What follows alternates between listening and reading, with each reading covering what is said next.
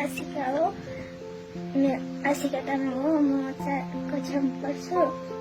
मेरो मम्मीको नाम पूजा हो। मेरो बाबाको नाम रुकुम लामा हो।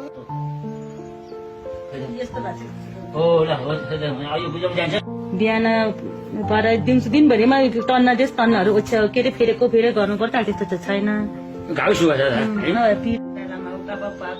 11 वर्षको बच्चा 2 वर्षको यस्तो बिरामी अब भन्दा बढी धेरै अब चाहिँ 2 वर्ष भयो।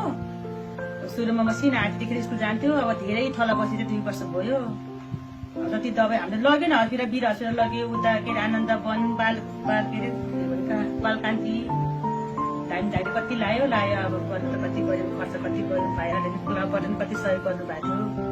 खै त्यस्तो गर्दा नि भएन अनि आशै मर्यो अब हुँदैन होला भनेर अब गर्नु त कति गरेको भएन भनेर अनि अब अङ्कल भेट्नु भयो अङ्कल गएर भयो नि त भयो दबाई ल्याउनु भयो अनि अलि राम्रो भएको छ।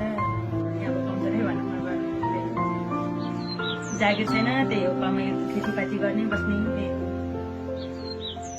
छोरी त्यही हो सानै छ अब त्यस्तै हो। अब बुढो गाडी चलाउनुहुन्छ त्यसो गाडी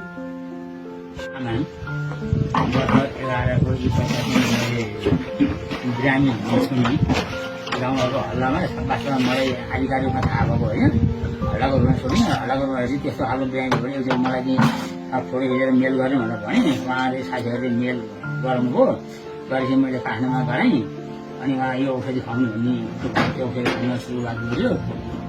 यो टेस्ट हुन अगाडि उहाँले काठमाडौँको धेरै नाम चलेको हस्पिटलहरू पनि लानुभयो अरे।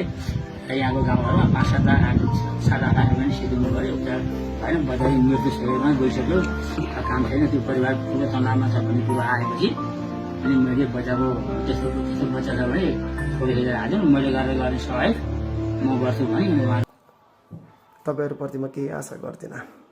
तपाईँ लाइक गर्नुहोस् नगर्नुहोस् तर यो कुन्ता सेयर गरेर यो भिडियो भाग्य न्याउ पानेर बजाज थापासँग पुर्याइदिनु होला।